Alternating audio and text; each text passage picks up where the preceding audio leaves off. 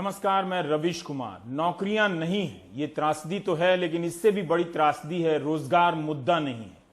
लाखों की फीस देकर जो नई पीढ़ी अलग अलग प्रोफेशनल संस्थानों से निकल रही है वो कहां जाए। कोविड-19 के दौर में इस नई पीढ़ी पर बहुत मार पड़ी है। जो लोग नौकरियों में थे उनकी तो नौकरी ही चली गई। इसके बाद भी रोजगार मुद्दा नहीं है।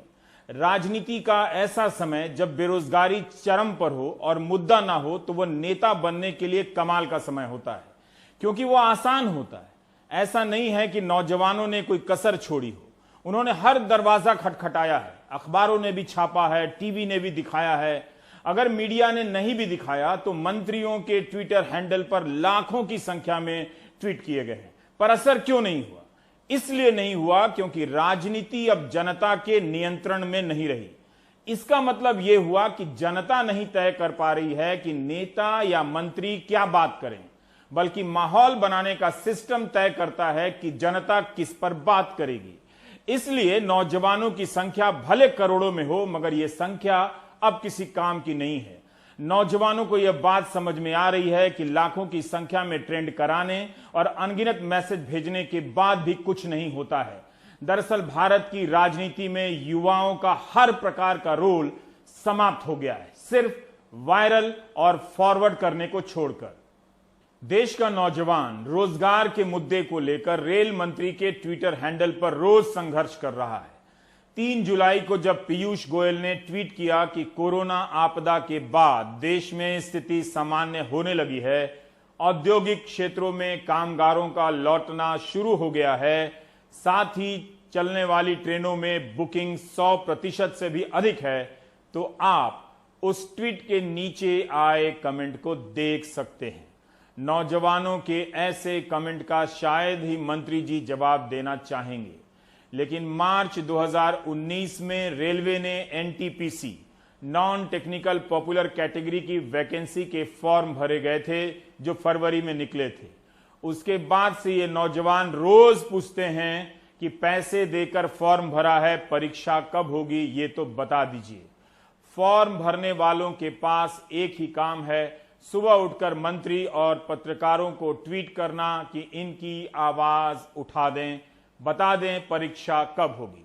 एनटीपीसी के पहले चरण की परीक्षा एक कंप्यूटर एग्जाम है जिसका नाम है CBT-1। फरवरी 2019 के जिस रिलीज पर छात्रों ने मार्च में फॉर्म भरे, उसमें लिखा था कि CBT-1 की परीक्षा जून सितंबर 2019 के बीच होने की संभावना है।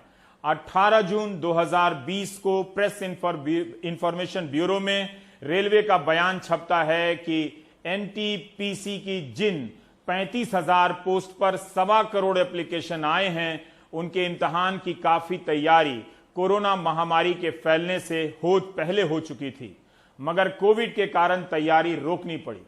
तो क्या जिस इम्तिहान के लिए सितंबर 2019 को अपर लिमिट बताया गया था, उसके गुजर जाने के 6 महीने बाद भी इम्तिहान होना तो दूर, उसकी तैयारी भी पूरी नहीं की जा सकी।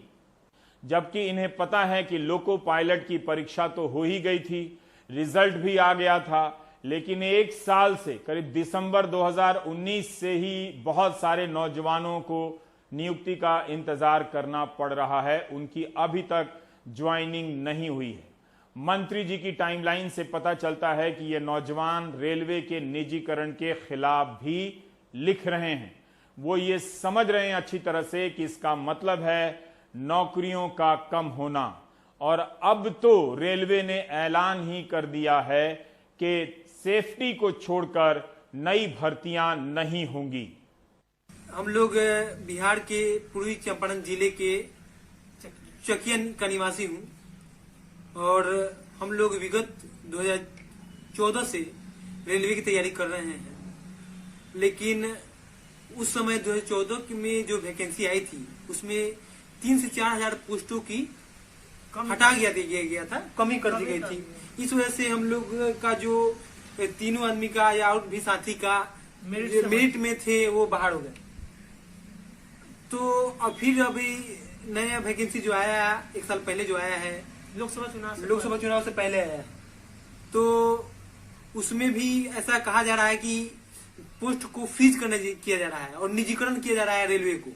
कायदे से तो एग्जाम होना चाहिए, एडमिट कार्ड जारी होना चाहिए, क्योंकि लोकसभा चुनाव से पहले मोदी सरकार का लुभावना ऑफर था, युवाओं को अपने तरफ आकर्षित किए। उसके बाद अब एग्जाम होना चाहिए कायदे से, लेकिन फ्रीजिंग हो रहा है। फ्रीजिंग क्या होता है हम लोग समझ में नहीं करते हैं। हम लोग का लाइफ फ्रीज हो रहा है और ये लोग वैकेंसी फ्रीज कर रहे हैं। इन्हें समझ में नहीं आता कि युवाओं की क्या दशा है। पिछले कई सालों से मैं रेलवे का विद्यार्थी रह चुका हूँ, रेलवे की तैयारी कर रहा हूँ। यहाँ पे मैं पटना रेलवे की तैयारी कर रहा था। पिछले 2-3 महीने से लॉकडाउन हुआ तो मैं यहाँ घर पे चला आया और यहीं मंदिर, मेरे पीछे मंदिर है, चीनी मिल है जो कि चालू नहीं है, पीछे मंदिर है, वहीं पर मैं ग्रुप करता हूँ। और पिछले कुछ दिन पहले नोटिफिकेशन आया कि 150 से ज़्यादा ट्रेन चलेंगी और उसमें कोई वैकेंसीज की पोस्ट नहीं आएंगी। प्राइवेट ट्रेन चलेगी और उसकी कोई वैकेंसीज की पोस्ट नहीं आएगी। अतः सरकार से निवेदन है कि एग्ज़ाम जल्द से जल्द कंडक्ट करवाया जाए और इसका एक्सपेक्टेड डेट था सितंबर-अक्टूबर 2019 और आज 6 जुलाई 2020 आ चुकी है, अभी तक इसका एग्जाम कंडक्ट नहीं हो पाया। ये वो सेक्टर था जिसके छात्र एक खास तरह की परीक्षाओं की तैयारी में दिन रात खपे रहते थे। अब जब धंधा चौपट हुआ है तो ये लोग पत्रकारों को खोज रहे हैं कि कौन इनकी बात उठा देगा। जब पत्रकार ही खत्म हो रहे थे तो इन्हें होश नहीं था। वैसे पत्रकारों की भी नौकरियां जा रही हैं, लेकिन क्या ये दावा कर सकते हैं कि सरकार को नहीं पता है? 4 महीने गुजर गए हैं, 24 मार्च को तालाबंदी हुई थी। हमारे पास दुनिया के अनेक देशों से उदाहरण आ चुके हैं कि वहां प्रोफेशनल, फ्रीलांस करने वाले, प्राइवेट सेक्टर में काम करने वालों से लेकर नौकरी करने वालों को कितना कितना भत्ता दिया जा रहा है। बस वहां भत्ता दिया गया है और यहां व्हाट्सएप में मीम दिया जा रहा है, उसमें भी नेहरू जी का फोटो लगाकर। किसी को नहीं पता कि सरकार से चाहिए क्या। सब चाहते हैं कि उनकी बात नहीं हो रही है। सरकार ने भी ऐसा कोई संकेत नहीं दिया है कि वह प्राइवेट टीचर से लेकर आम कलाकारों तक कोई भत्ता, उनके लिए कोई भत्ता देने वाली है। जैसे अमेरिका में $1200 का बेरोजगारी भत्ता दिया गया है, जिसके बारे में कई बार बता चुका हूं, लेकिन फिर भी यह नागरिक चेतना का हिस्सा नहीं बन पा रहा है। व्यक्तिगत करदाता को अमेरिका में $1200 का पैकेज दिया गया है। अगर पति पत्नी करदाता हैं तो उन्हें $2400 मिले हैं। घर में बच्चे हैं तो उसके हिसाब से $500 अलग से। बेशक इसके लिए आयकर रिटर्न की राशि की सीमा भी तय की गई है। जून में करीब 4 करोड़ अमेरिकी लोगों को यह भत्ता मिला था। भारत में इस तरह की बात नहीं है। बात होगी भी तो व्हाट्सएप फॉरवर्ड में एक मैसेज आ जाएगा कि अमेरिका से तुलना नहीं कर सकते, भारत की आबादी सबसे बड़ी समस्या है। बहुतों के दिमाग में यह घुसा दिया गया है कि यही कारण है, जबकि प्रधानमंत्री कहते हैं कि आबादी लाभांश है, प्लस पॉइंट है, यानी डिविडेंड। लेकिन एक बार व्हाट्सएप यूनिवर्सिटी ने समझा दिया, आप कुछ नहीं कर सकते।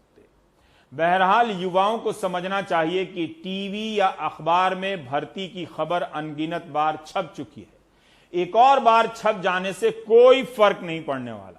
लेकिन इतना तो समझिए कि नई पीढ़ी का क्या होगा जिसने लाखों रुपए स्कूल से लेकर कॉलेज तक की पढ़ाई पर फूंक दिए। ब्लूमबर्ग की यह रिपोर्ट और गहराई से समझने का मौका देती है। यह रिपोर्ट एमिली कैडमैन और सिबलिया ग्रास की है। इसमें दिखाया गया है कि ऑस्ट्रेलिया, ब्रिटेन सहित कई देशों में बेरोजगारों के लिए आर्थिक पैकेज दिए गए, लेकिन इसके बाद भी 1996 के बाद पैदा हुई नई पीढ़ी, जिसे जनरेशन जेड कहते हैं, उसे कोई लाभ नहीं हुआ, क्योंकि हाल के दशक में कॉन्ट्रैक्ट और कैजुअल नौकरियां ज्यादा हो गई थीं। आर्थिक पैकेज की शर्तों के अनुसार 15 से 24 साल के युवा इसके दायरे से बाहर हो गए। उन पर ज्यादा पड़ी मार तो 24 से 44 साल के लोगों पर भी पड़ी, लेकिन 24 साल तक के युवाओं की आबादी का 1/3 हिस्सा ऑस्ट्रेलिया में पैकेज के दायरे से बाहर हो गया, जहां 180 बिलियन अमेरिकी डॉलर का पैकेज दिया गया है। इसके बाद भी 15 से 24 साल के युवाओं में बेरोजगारी 16% बढ़ गई है, जबकि 25 साल से ऊपर के नौजवानों में बेरोजगारी 5.5%। ब्रिटेन में 18 से 24 साल के नौजवानों में 1/3 ने अपनी नौकरी खो दी है। 35 से 45 साल की तुलना वाले नौजवानों के। भारत में बगैर राजनीतिक प्रवक्ताओं के आप रोजगार पर बात ही नहीं कर सकते, क्योंकि वे आएंगे बहस करने रोजगार पर, लेकिन तुरंत बहस को ले जाएंगे लद्दाख पर। नतीजा, राजनीतिक प्रवक्ता रोजगार पर बात करने से बच जाते हैं। दूसरी तरफ लोगों को जब बात करने का मन करता है, ख्याल आता है कि बेरोजगारी है, पैसे आए नहीं हैं, तो व्हाट्सएप में कुछ और फॉरवर्ड आ जाता है जिसमें नेहरू की तस्वीर होती है, लोग उसमें उलझ जाते हैं।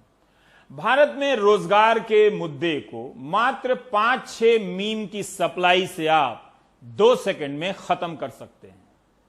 आखिर क्यों 9 जून से 29 जून के बीच 20 लाख लोगों को कर्मचारी भविष्य निधि ईपीएफओ के खाते से पैसे निकालने पड़े हैं?